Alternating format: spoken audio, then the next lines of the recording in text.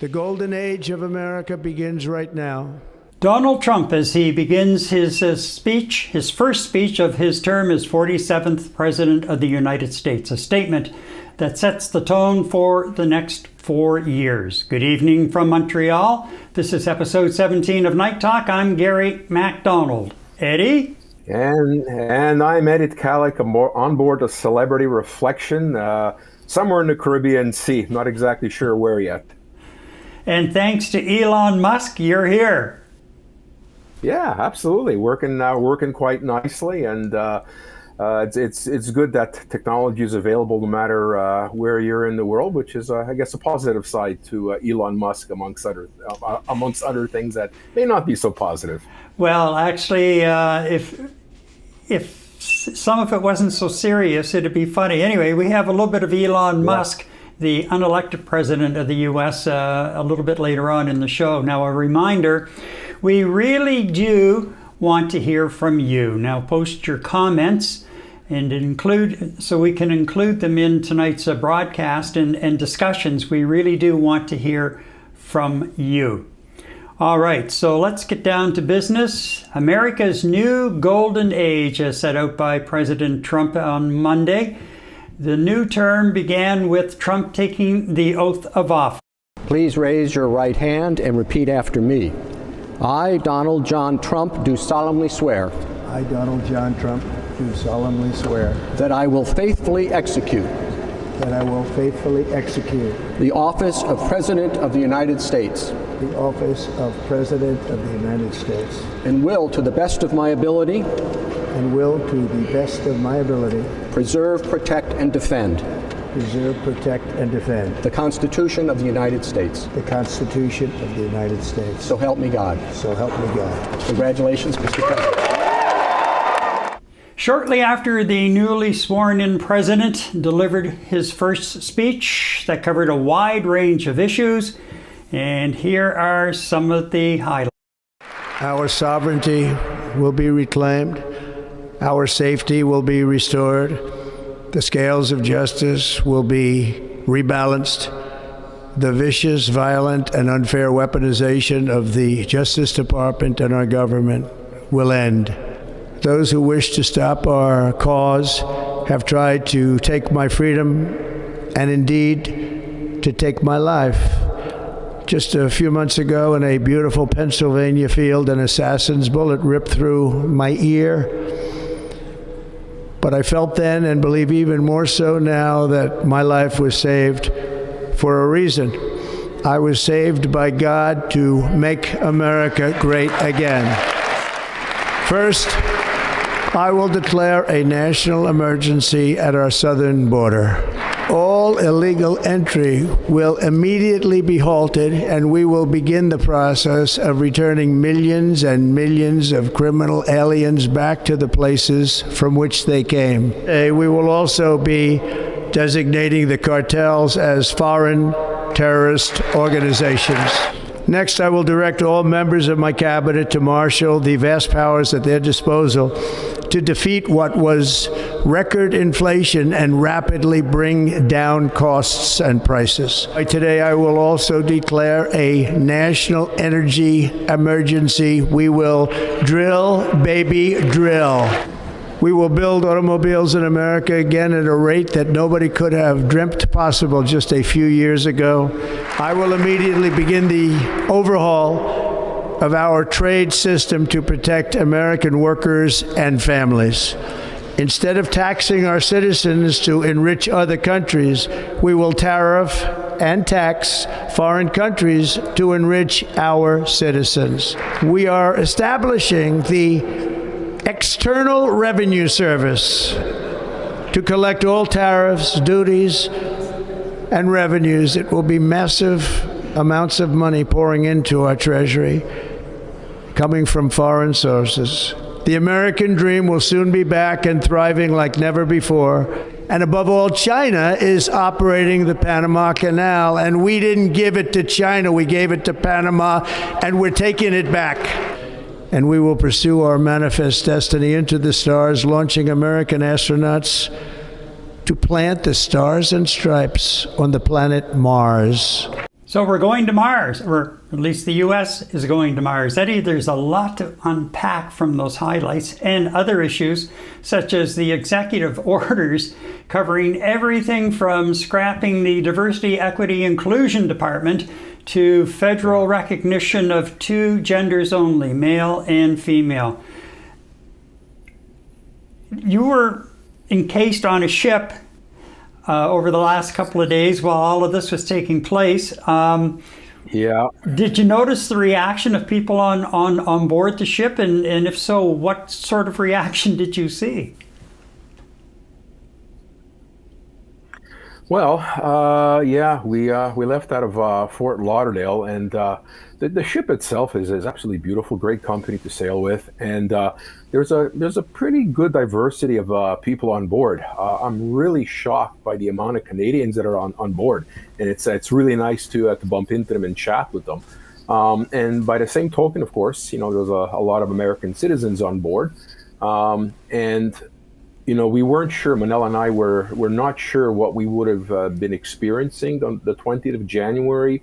Was celebrity going to be broadcasting this on their wide screens outdoors on the lawn, or downstairs in the sports bars? Were they going to show the inauguration?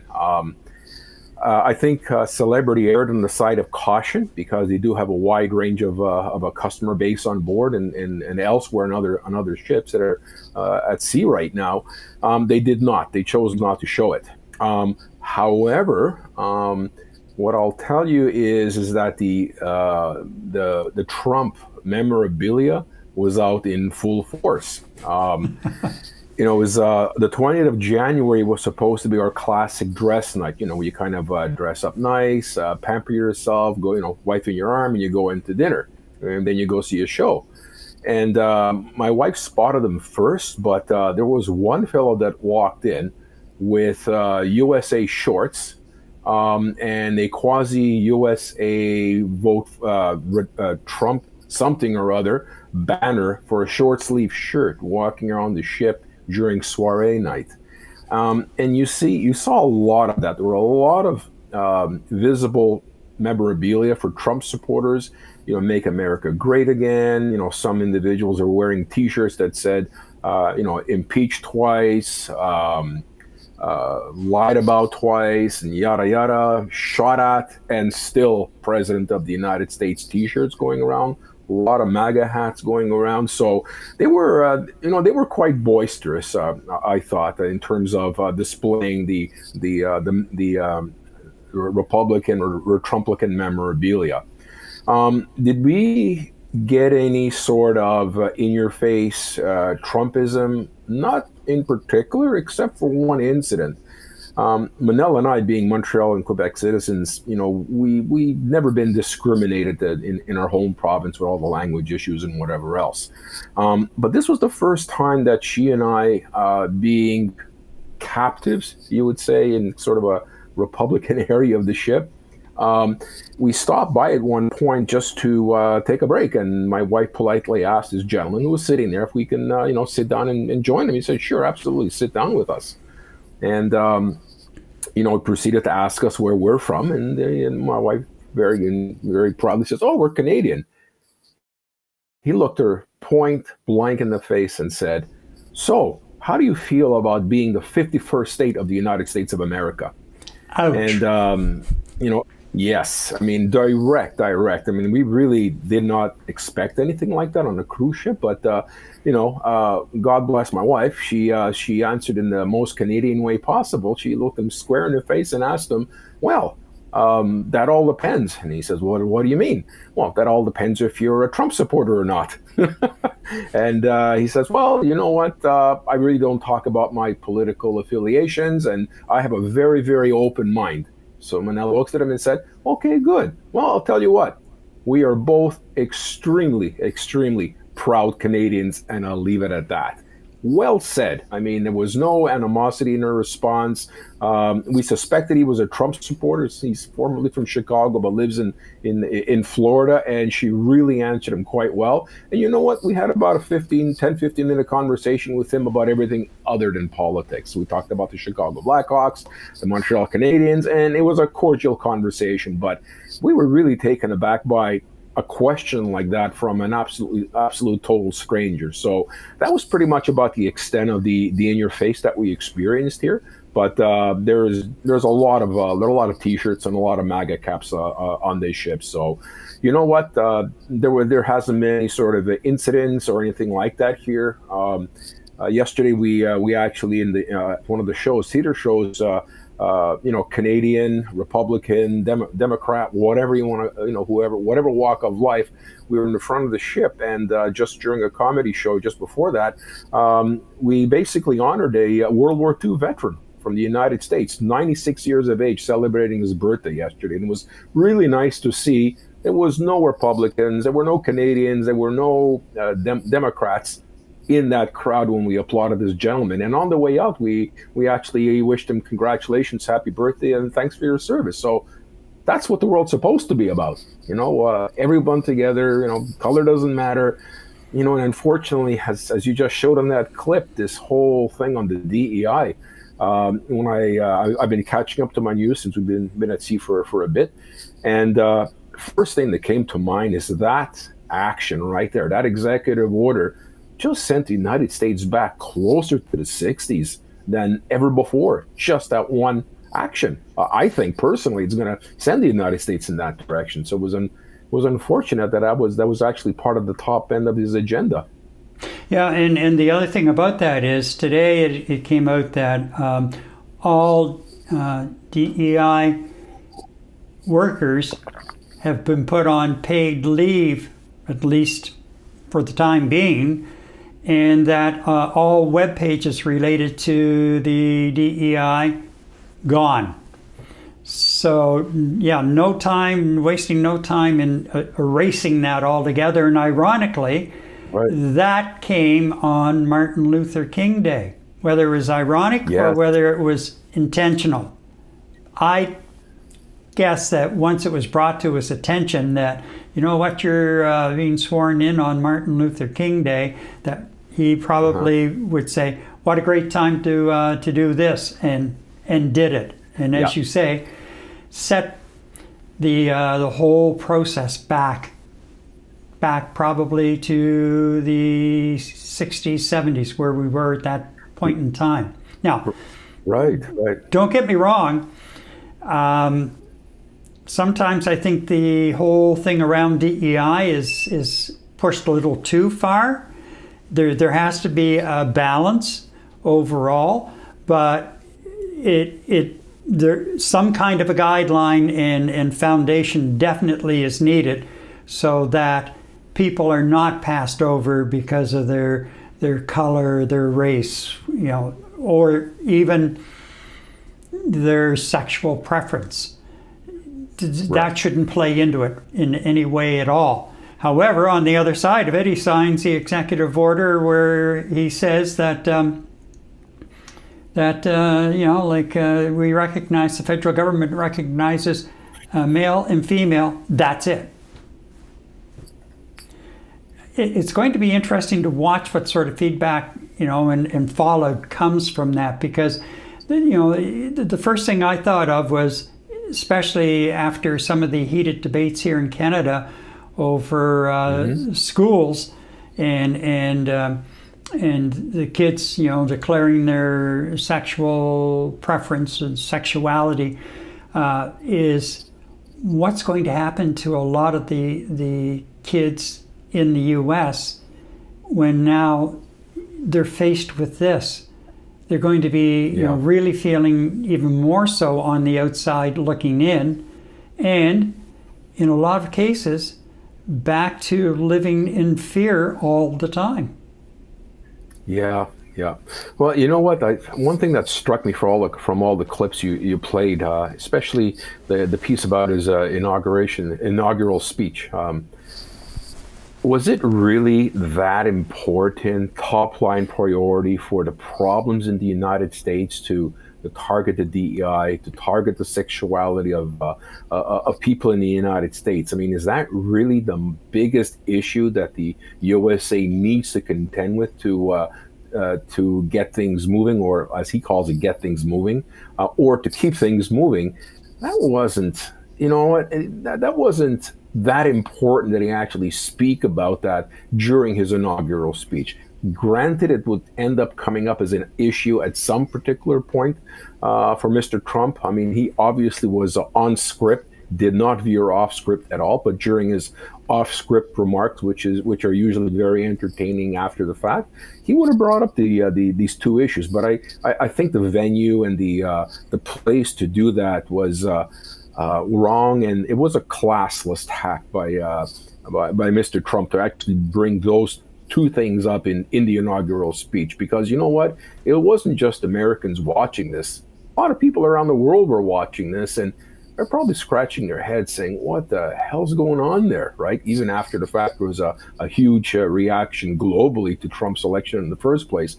We all continuously just scratch our heads in terms of the things he says and continues to do. So I was disappointed for humanity about those two things being a key issue for him to bring up during Inauguration Day. Now, the other thing is when he issued the pardon for most of the people who were jailed as a result of the January 6th uprising. And what I found really interesting yesterday and today, some of the news networks have contacted or have come in contact with some of these people who were pardoned, who said, you know what? I entered a guilty plea because I was guilty. I don't need this pardon. I shouldn't have it. And one individual said, you know, like, I really didn't need this to dredge up everything again. I was guilty. I shouldn't have done what I did. I shouldn't have been there.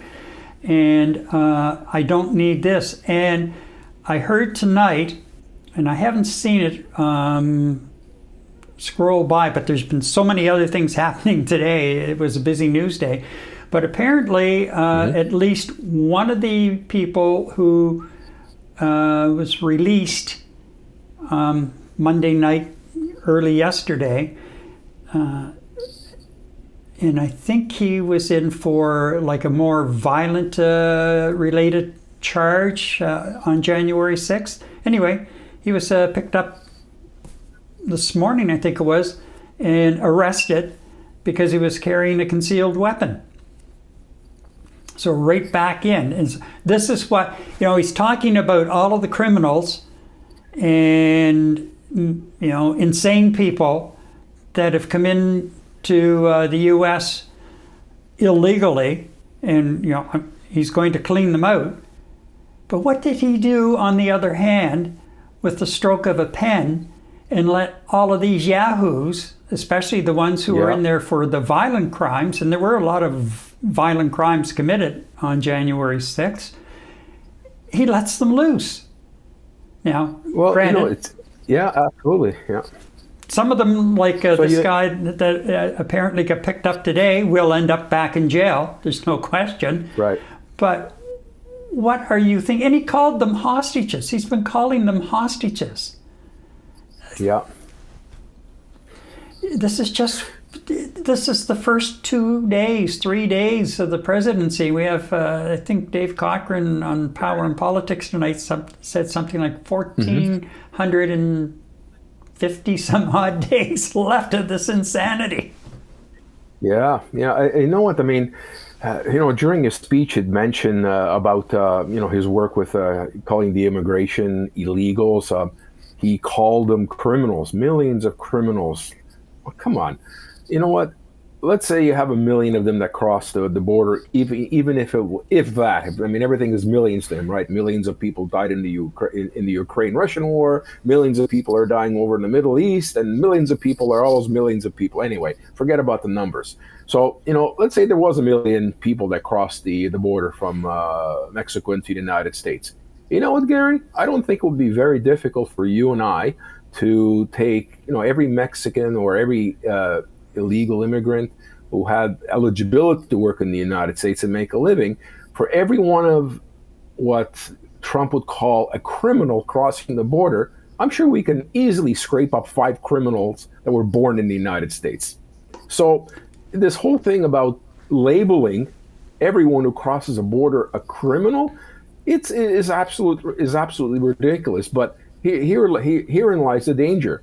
You and I know that the majority of these individuals are not criminals. These are human beings that are trying to make the best in life for themselves and their families. Okay, usually ostracized by their governments or whatever civil unrest is going on. They are still human beings. Okay, I would bet my next month's paycheck, which isn't very much on retirement, I would bet my next month's paycheck that 99% of these individuals are contributing to society in a very, very positive way.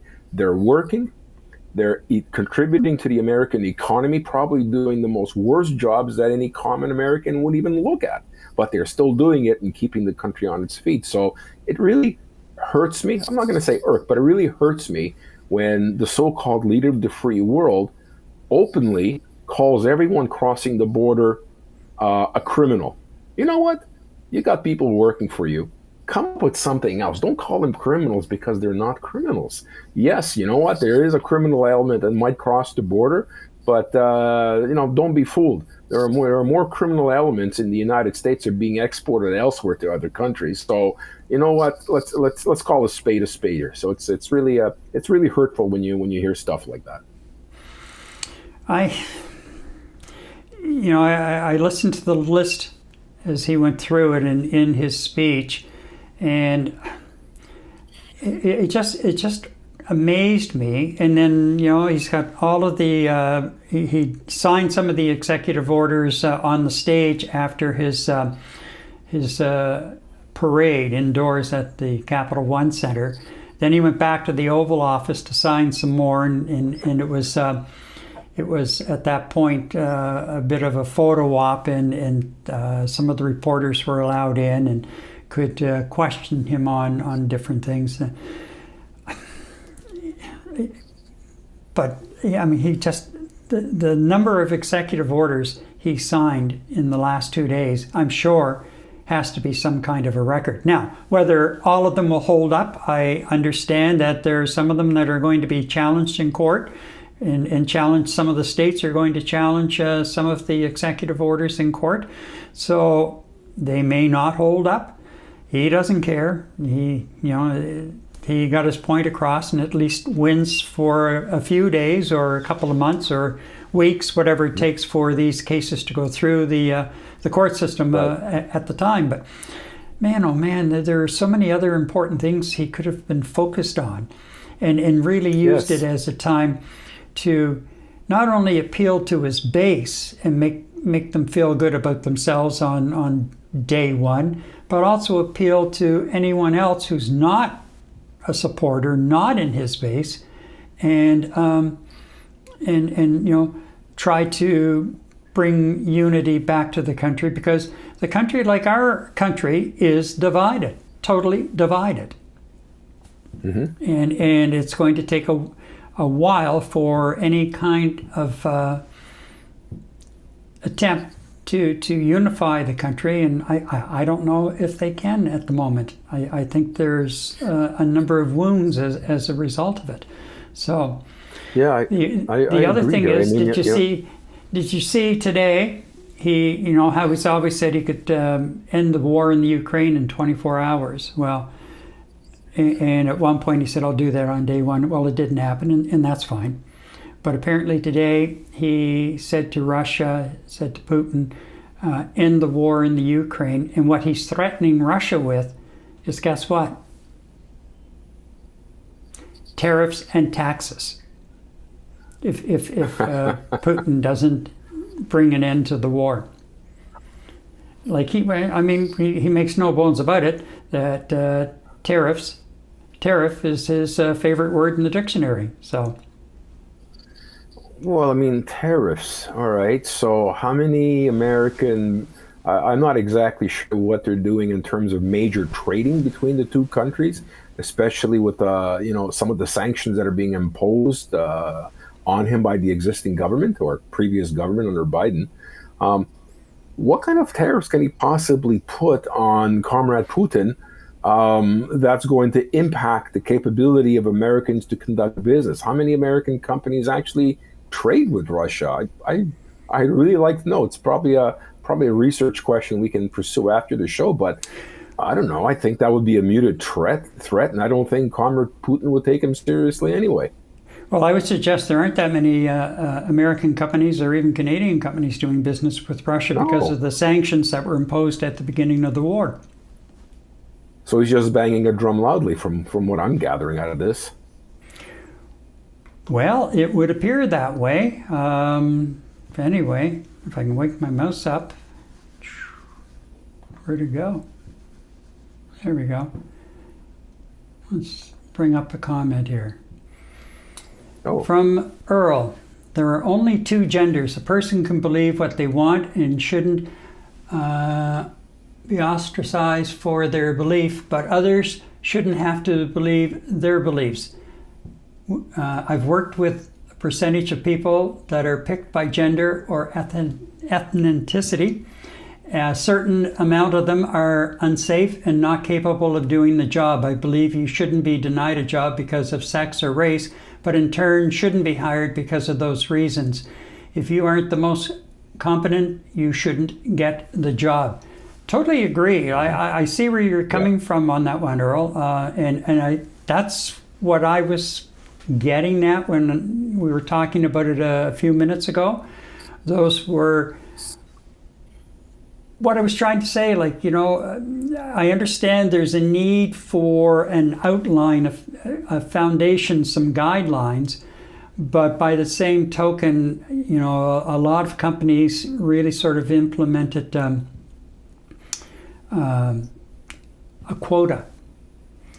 And, a hiring quota does not bode well in the long run because you're not getting the best qualified people.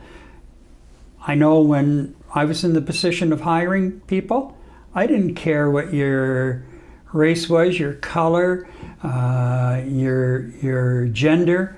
I didn't care about anything as long as you could do the job and you had the fire in the belly to do the job. Same here. Yep. But I do know that there are some companies who took it maybe too far, or they misinterpreted what was trying to be promoted, or who knows what was behind it all. But there were cases where it was applied in the wrong manner instead of being more of a guideline and being open to hiring anyone as long as they were qualified. So with that, we should move along because there are so many other things, and we've already chewed up half an hour already. Anyhow. Oh my. Later in the day, as President Trump continued to sign executive orders in the Oval Office, he managed another shot. Are you ready? He managed another shot at Justin Trudeau. Who is going to be the first foreign leader that you plan to meet, or who are you going to call tomorrow on your first day? I've already been meeting people. I've been meeting them. I've been talking to them. I met with Prime Minister Trudeau, who I call Governor Trudeau. Oh. No. Oh. He's like a dog with a bone. Like a dog with a bone.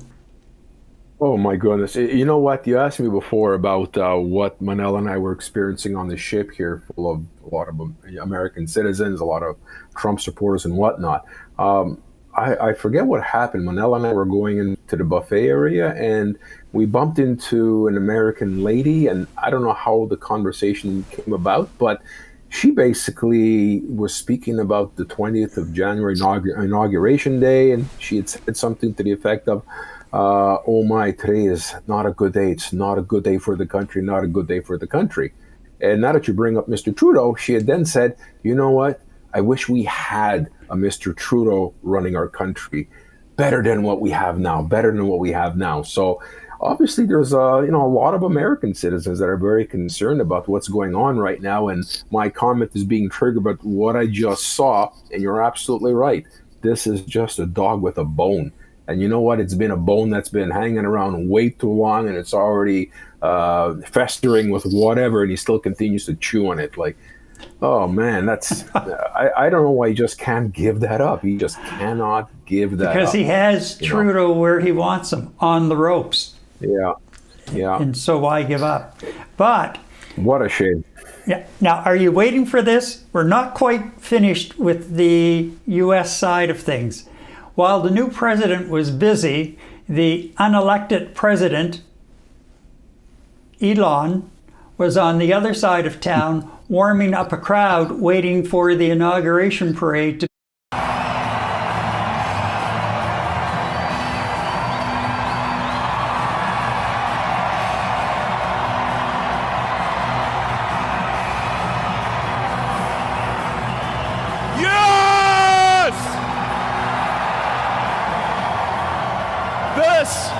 This is what victory feels like. Yeah! And we're gonna take Doge to Mars.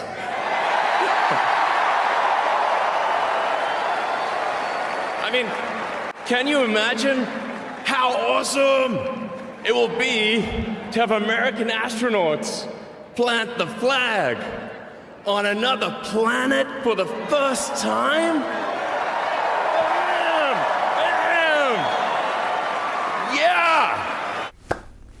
Holy smokes. I had not seen he certainly that. had the crowd warmed up. But what was that dance? That looks like me trying to dance at a party. And I've seen you dance, Gary. Yeah, well, now you know. Maybe that's why I related to that particular clip. But we have more, because following as part of that overall speech, he pulled this maneuver. You know, there are elections that come and go. Some elections are, important. Some are not. But this one, this one really mattered. And I just want to say thank you for making it happen. Thank you.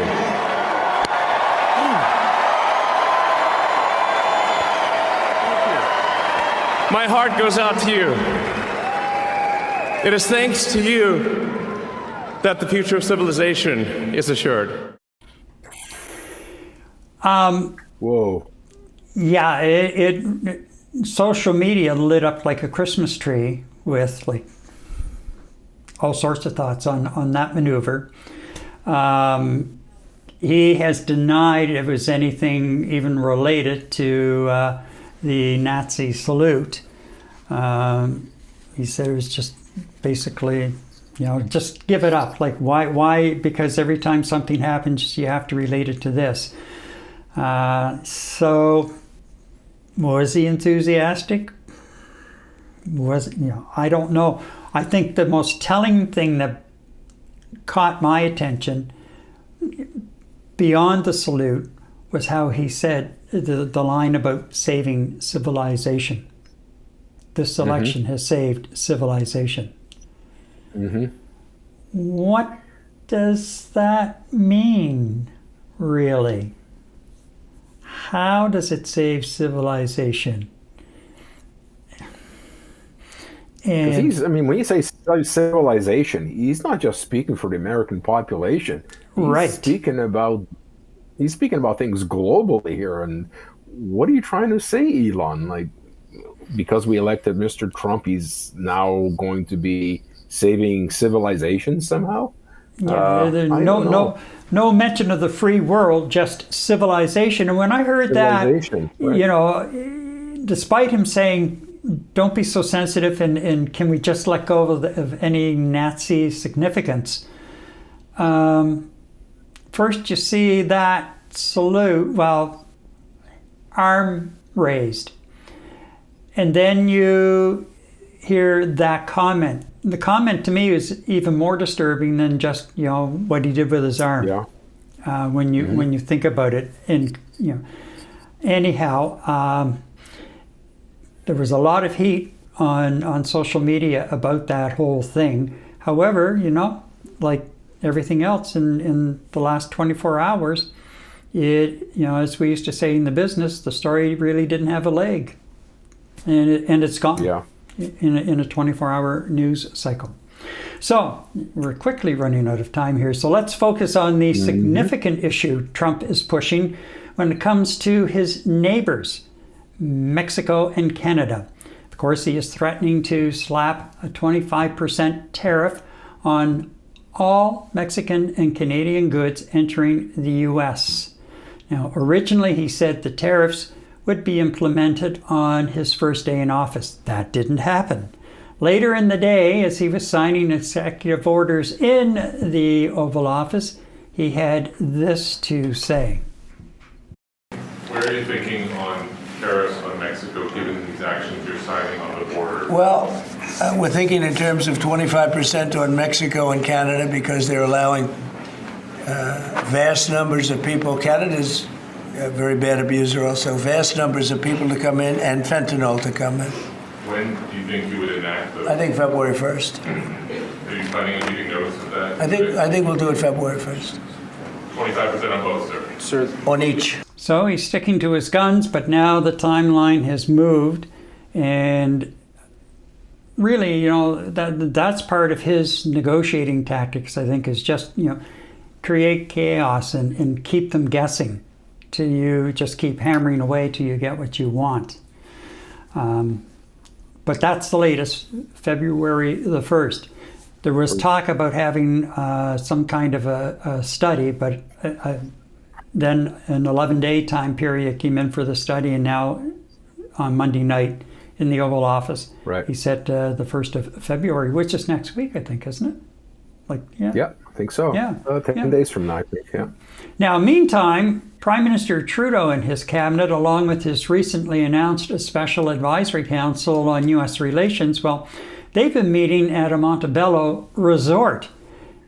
And I'll have more to say about that after, if we have enough time at the end of the show. And what were they doing? Well, they were discussing strategy and response to Trudeau. Trump's, I'm going to have trouble until Trudeau goes, Trump's threats along the way. If the president does choose to proceed with tariffs on Canada, Canada will respond. And everything is on the table. Working in unison with Team Canada, as Team Canada, with business leaders, organized labor, civil society, Indigenous leaders, and premiers from coast to coast to coast, we are prepared for every possible scenario. So we are prepared for every possible scenario. Now,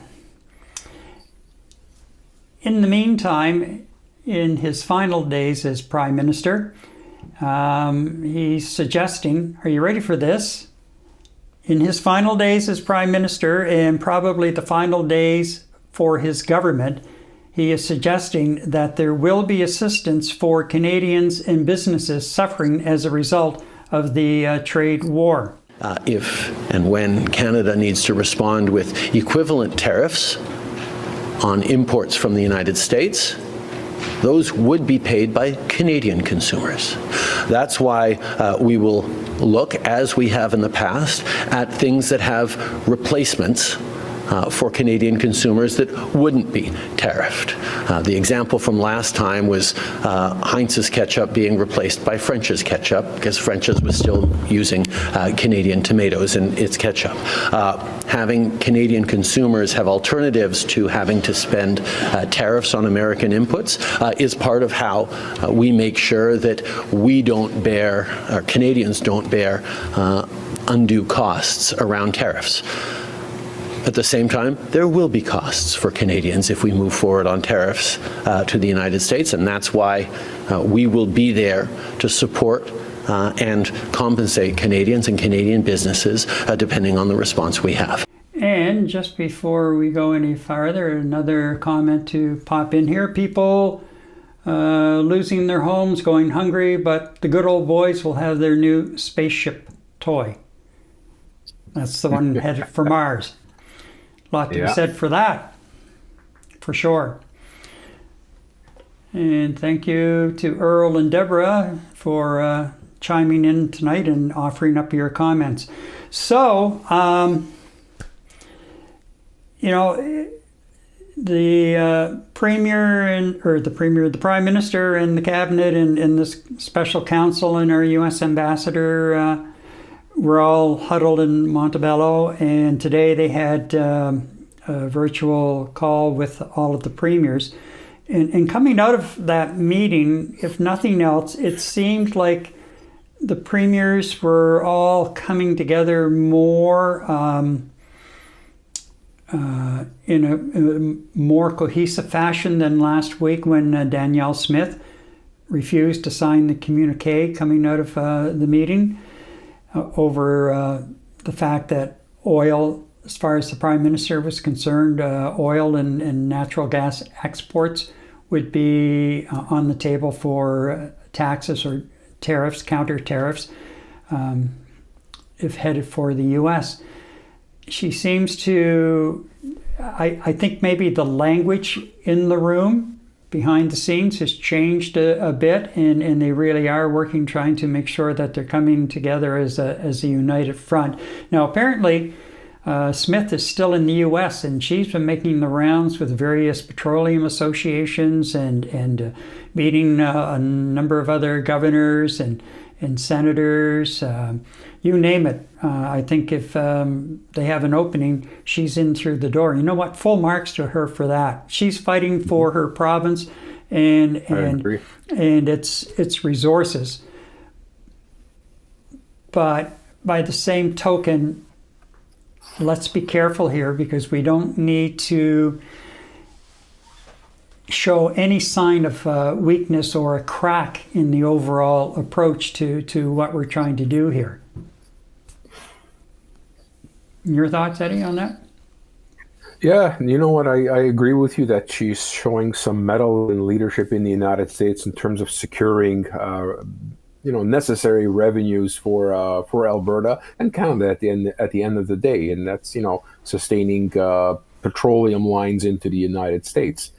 And we chatted about this a little earlier, Gary. It could very well be as well. She has to take the best interest of the province into consideration as well, and her constituents. There's a reason why she was put in power, and that was essentially to protect the oil industry in Alberta. Yes, I think she should have signed the agreement for Team Canada in terms of being a key player in our approach to Donald Trump and his tariff threat. You know what? I think it would have behooved her best interest-wise to have signed that. But I think she was probably playing a little bit of politics in terms of securing potential support later on down the line by her not just openly jumping onto the bandwagon and being part of Team Canada and just allowing petroleum to be on the table right off the bat.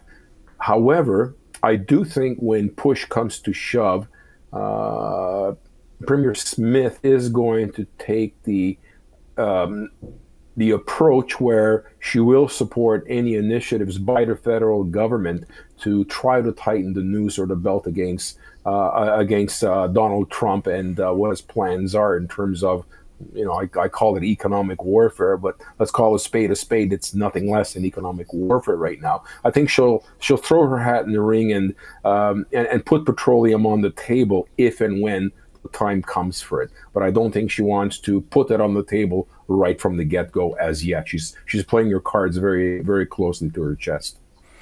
Well, I know some of the premiers are now coming out. David Eby in BC, for example, said to people in that province, maybe you should reconsider heading to the States, to get away to the sunshine areas, which a lot of them are covered in snow, apparently, after that storm that ran through in the last day or two. But, instead of going there, find somewhere to spend time in British Columbia, in Canada. Let's start thinking along those ways. Let's start buying more Canadian things. Ask for made in Canada goods. And now both Doug Ford in Ontario and Eby in BC have said, you know what? We'll pull all of the American liquor off our store shelves if push comes to shove as well. That's a fair amount of liquor going off the shelves. When you start thinking about it, the various from in the California wines, like a lot of the provinces have huge California wine sections in their stores, and they sell a lot of it. But okay, because you know what? We do have some great Canadian wines from the Niagara area of Ontario, the Okanagan area of British Columbia, world-renowned wines, and also other provinces like Quebec has some wineries now that are starting to turn out some very nice product.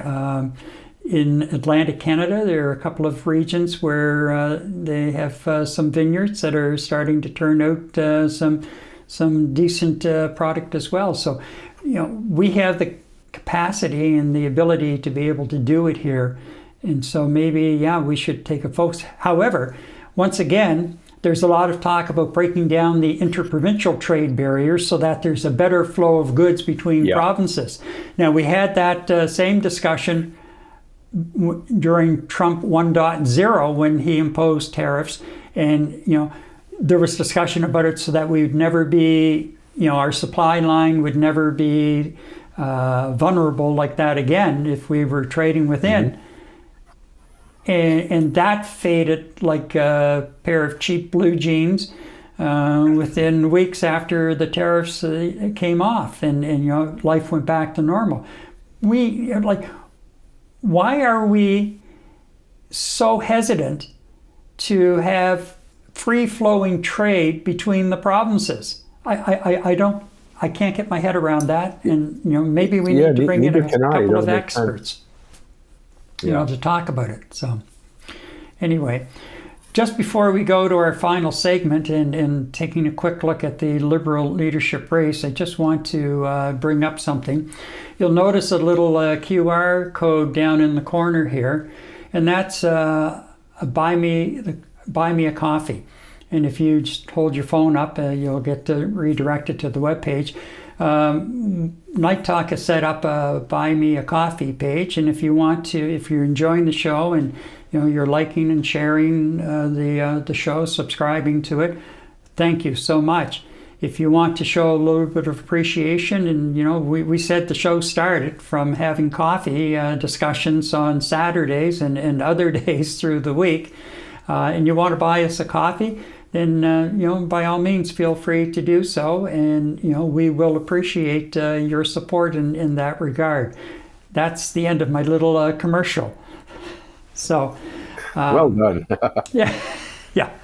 So anyway, where are we here?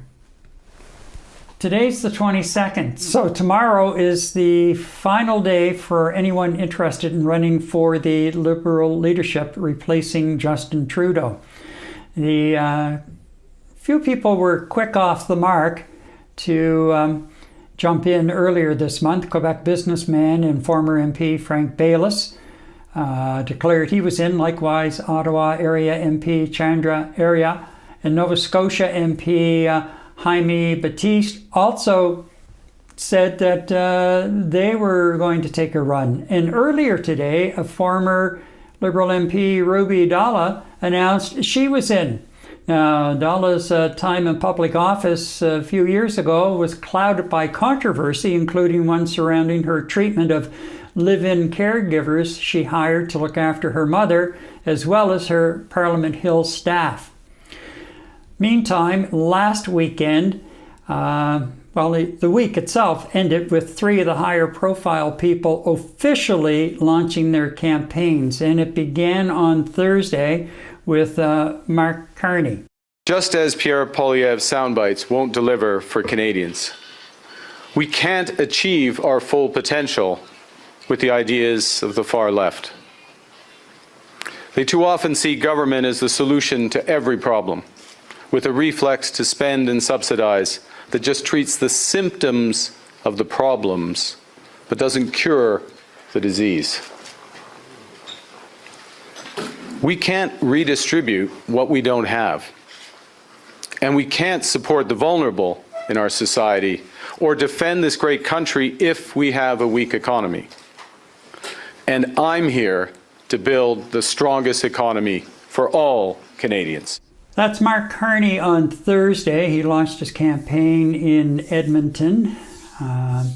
Over the weekend, former Finance Minister and Deputy Prime Minister Chrystia Freeland had her kickoff. And that one, unfortunately for her, was marred by pro-Palestinian protesters. I am so...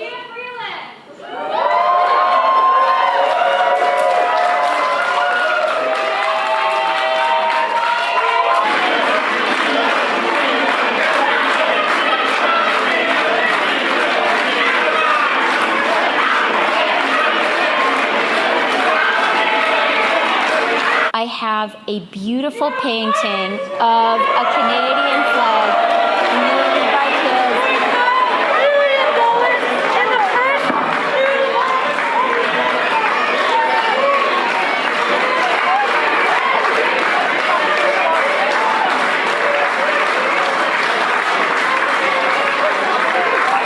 So once the rowdies were removed, Freeland then managed to deliver her speech. But as a party, we need to recognize that today, Canadians want and need us to relentlessly focus on one thing: the economy.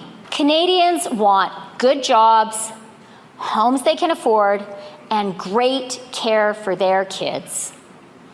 They want a government that is as careful with Canada's money as Canadians are with their own. I will unite every province and territory, business leaders and working people, and Canadians from every walk of life and of every political conviction. I did it during NAFTA. I did it during COVID. And I will do it again.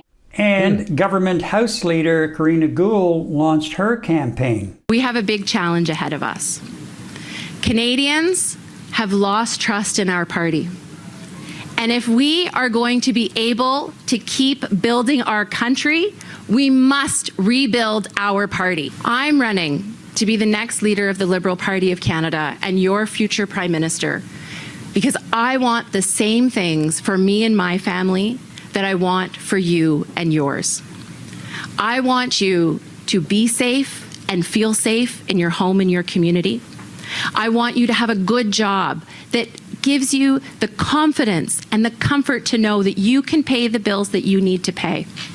I want you to breathe clean air and drink clean water. And I want you to have access to health care when you need it. So those are the three front runners. Karina Gould was the Government House Leader. She was always, when I've watched her in question period, she was always quite effective. Didn't roll over or crumble under any sort of hard attacks from Pierre Poilievre or any of the other members of the opposition. One thing that stood out to me now, I believe she's the youngest in the race. Right. Or, she would be the youngest in the race. And I think maybe this will be good training for her. What I did like about her was her ease in speaking to her supporters, and then when she really wanted to deliver a message, known that it was being broadcast nationally, she turned to the camera and she talked to you. Yeah. I want you. I didn't hear that from Freeland or Carney at all. and I felt like she was just sitting here having a conversation with me. Carney talked about about moving the party back more to the center, and I don't disagree with him on that one. That's for sure. I think that's really needed. Freeland, first of all, I hope she kicked some butt in the aftermath of that kook show, because I didn't see any real security there. And yes, she doesn't hold the post anymore, but she is the former finance minister and the former deputy prime minister, and has been a lightning rod during her time in those posts. And, at the prime minister's side, there should have been some contingency planning for an event like this. And to those pro-Palestinian protesters,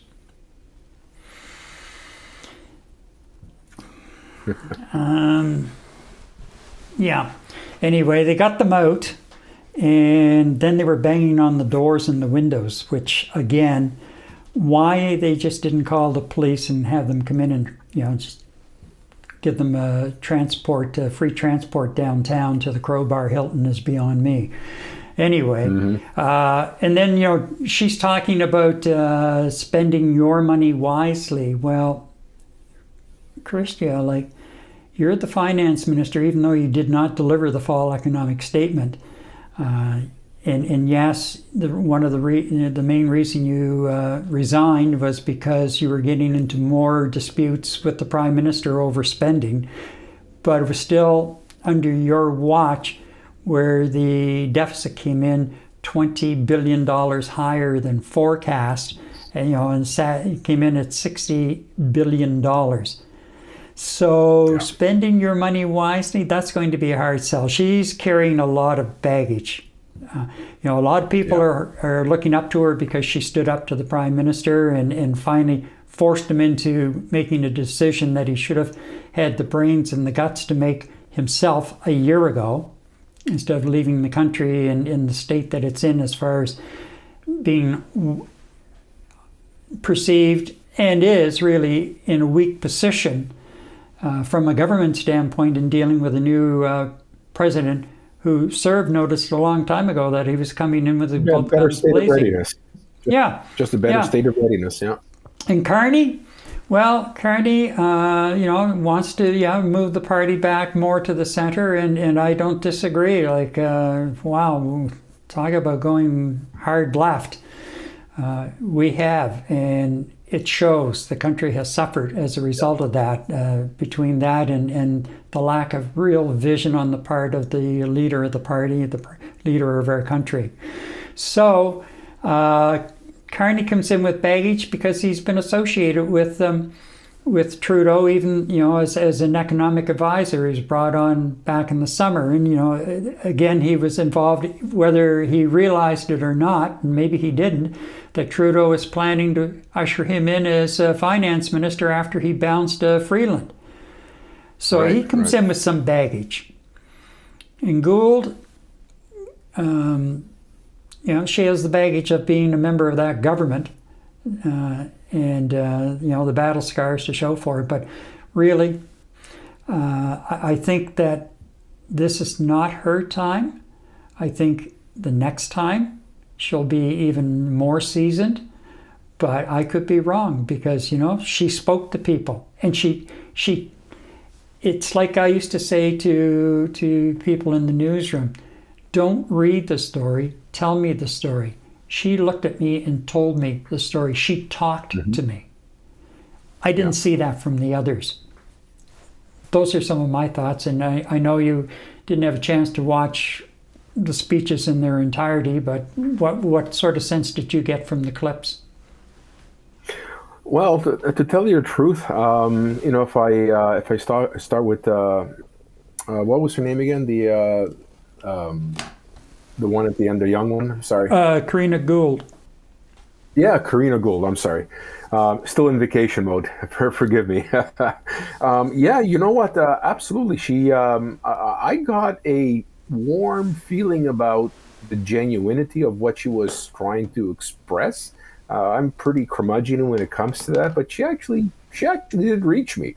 And I think that's extremely important in terms of how Canadian public react to potential leaders of the country. It's reaching people. That's what we're looking for.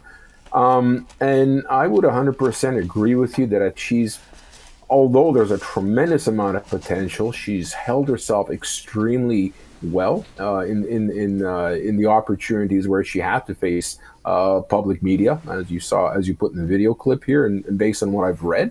I really believe in today's environment and the challenges being imposed on us by the United States of America, that we need something a little more substantiated in terms of experience in dealing with world leaders and individuals like Donald Trump. I don't think she's there yet.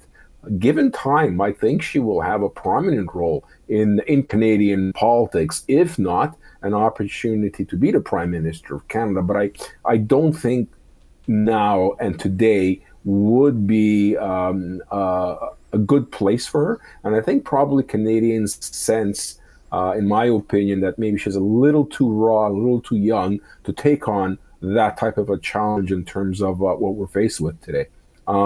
Freeland,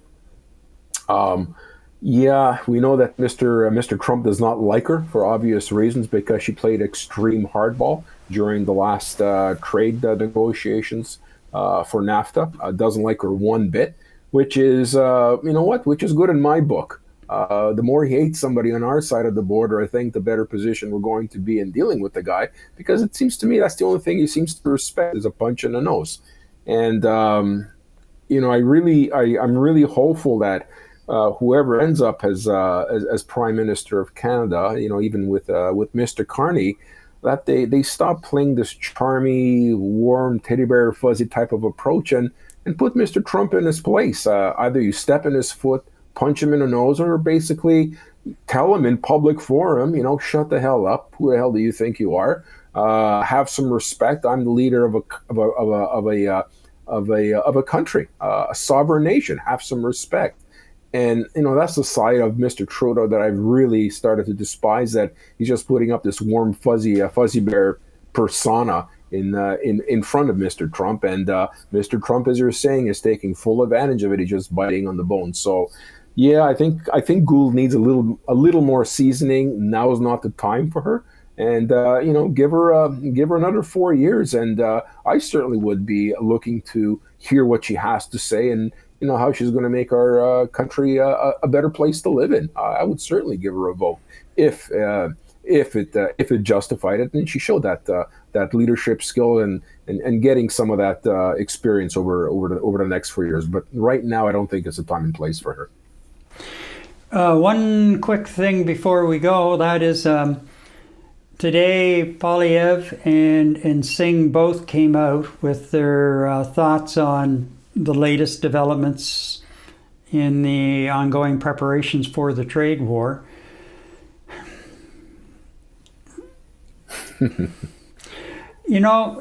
I said it, I think it was last week, Eddie, that to me, they should be coming out and saying to the Prime Minister, look, we're here, it's our country, we're here for you, how can we help?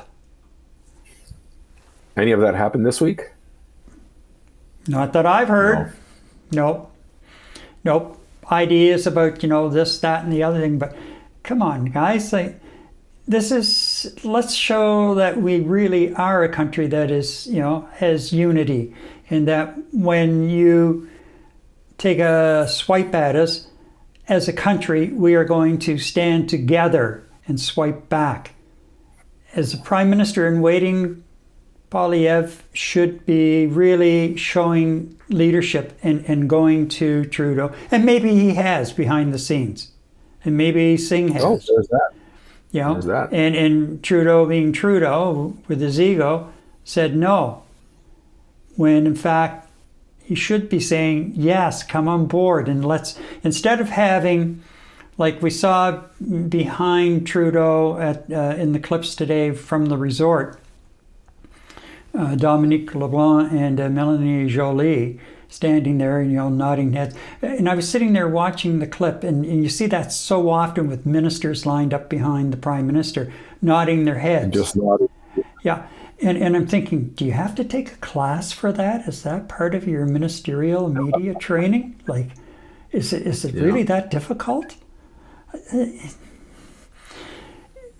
If you had the leaders, Singh, Polyev, Blanchette, and May standing there with you on stage together. As part of Team Canada. Yeah, because you know what? When you get right down to it, they're in the House of Commons. That's part of Team Canada.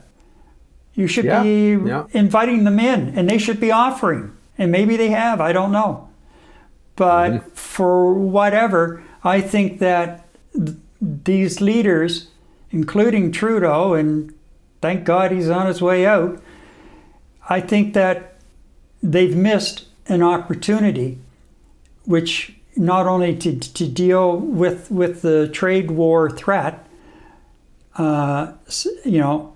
as a solid unit, but also to, whether they realize it or not, promote unity within the country. And God knows we need that now too, because we're becoming as divisive as the U.S. is, and a number of other countries. So I don't get why that hasn't happened, but it hasn't. And you know what? I'll just keep bringing it up from time to time, because I'm like a pit bull with a bone too. I'll chew on something when it gets in my way.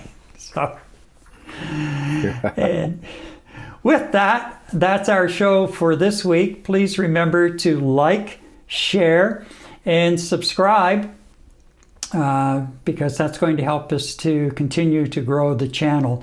And it really does make a difference in getting the videos promoted by YouTube and getting them out in front of more eyeballs if you do like and share. And, hopefully subscribe as well. And you notice, Gary, I'm nodding.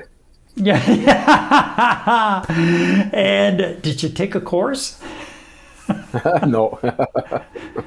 And also, if you're watching the show on our YouTube channel at some point in the next few days, or even the next week or so, by all means, if there's something you want to comment on, please leave a comment down below, and we'll see it and respond to it. And again, the engagement there also helps to get the channel out in front of more people, and we want to get more people involved in the discussions overall as well. Also, remember, you can buy us a coffee. The link is down below in the description. And if you're thinking, and there's a lot of YouTube videos right now about people over 40, people over 50, people over 60, people over 70, people over 80. There's one old guy in his 80s who started a YouTube channel a couple of months ago, and the guy's monetized, and I forget how many thousand subscribers he has. So if you're thinking about doing that, by all means, jump into it. It's a lot of fun. Eddie and I are having a ball doing this show every week, and hopefully it comes through that you can see that we are having fun with it.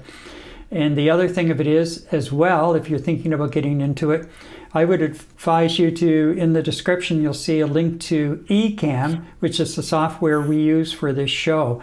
And you can do all sorts of, I'm still playing with it and having fun discovering different things that you can do with it, and just step your production up a notch.